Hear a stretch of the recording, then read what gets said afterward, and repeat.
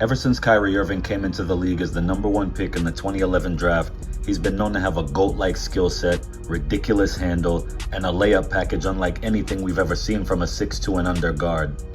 Even though a lot of people still consider Allen Iverson the best ball handler ever, it's for entirely different reasons, like his legendary killer crossover and lightning-fast quickness. Kyrie, on the other hand, may not break ankles and get separation the way Iverson did, but he's looked at as the GOAT when it comes to dribbling. Hands down, nobody handles the rock like Kyrie.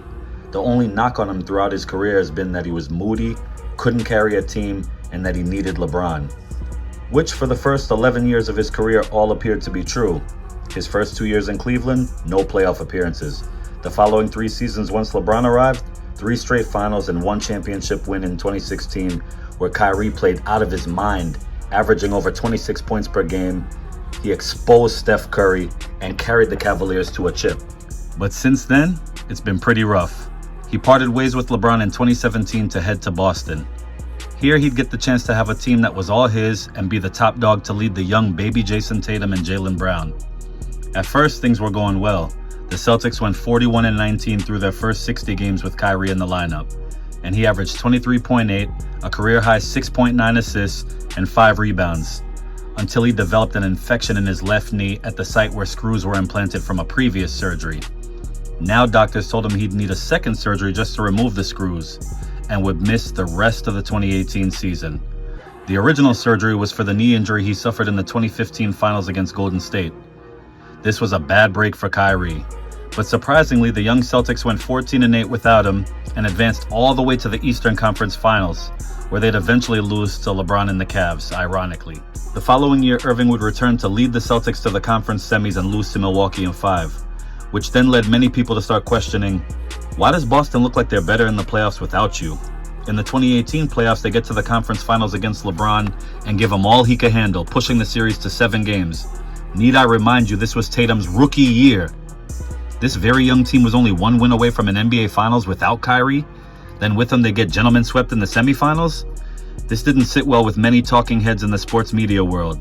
They questioned Kyrie as a leader, said he couldn't carry a team, and he was under fire for making comments about Tatum and Rozier's play earlier in the season. Irving just decided that summer it was time to bolt, that the Boston thing just wasn't working and that he needed to be closer to an area he grew up in, joining forces with Kevin Durant and the Brooklyn Nets. I'm not even going to detail the 100 different ways this experiment failed miserably, but here's a quick rundown. From the coach Steve Nash being in over his head and not taken seriously, to the failed James Harden acquisition, to the suspension for Kyrie's refusal to get the jab during the 2021 season, to the list of injuries, the failed Ben Simmons acquisition, to the whole Twitter link fiasco. The problems in Brooklyn were so constant and the onslaught of negativity placed on Kyrie's name every day by the media were so stressful, I'm surprised Kyrie didn't contemplate retiring. But he didn't. He was traded to Dallas in 2023, which leads us to right now, right this very minute. Kyrie Irving looks like he's playing the best, most dedicated basketball of his entire career. In these playoffs for Dallas, he's averaging 23.3 points, 5.4 assists, and 4.8 rebounds. Typical Kyrie numbers, right? No, this is beyond the numbers. Kyrie, for the first time in his entire career, looks to be focused and totally at peace with his team.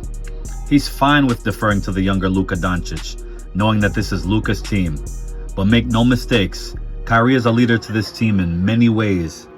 He brings a veteran poise and championship experience that the young Mavs desperately needed. Kyrie's really looked up to by his teammates. You could tell that these kids are fans of Kyrie, even as they play alongside him. And boy, do they love playing alongside him. Unlike those Celtics years where Kyrie might publicly criticize one of his younger teammates or throw someone under the bus occasionally, he's grown and learned from his past mistakes.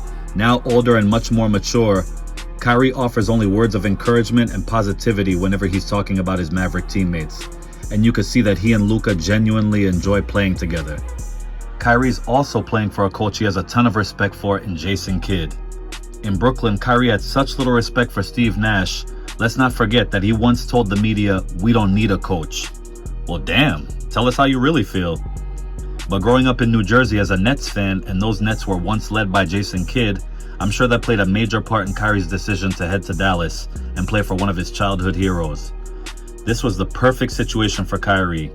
He plays for a Western contender, is worshipped by his younger teammates, loves his coach, hasn't had any off-court drama. Oh, and by the way, signed a 3-year, $120 million deal. All of these positives have directly transferred onto the court. In that first round series against the Clippers, we saw Kyrie play excellent defense on Paul George and James Harden, getting steals, diving for loose balls. I can't remember the last time I ever seen Kyrie lock in like that at both ends of the floor. I mean, this is a guy who's never really cared about defense. Now, in this series with OKC, Kyrie has sacrificed getting buckets in the first half in order to get his teammates going. He knows that he can get his shot whenever he chooses to, and that he'd need other guys to be in rhythm. He's actually looked like a true point guard at times against the Thunder, and when the game's on the line, that's when he takes over. Now, I'm not sure yet how this series will play out, but if Kyrie continues to show the dedication and that he's willing to give the team whatever it needs, whether defense, scoring, or ball movement, the Mavs will be very tough to beat.